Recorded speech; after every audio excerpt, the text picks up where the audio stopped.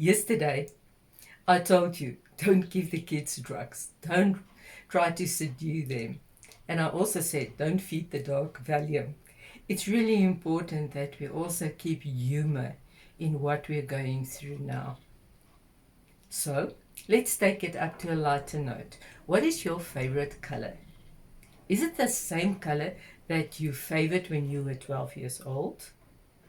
At the same time, what makes you laugh and what makes you cry? And just think about, what do you dream about? Dreams are future orientated, and we need to look at the future with a hope that's in store for us.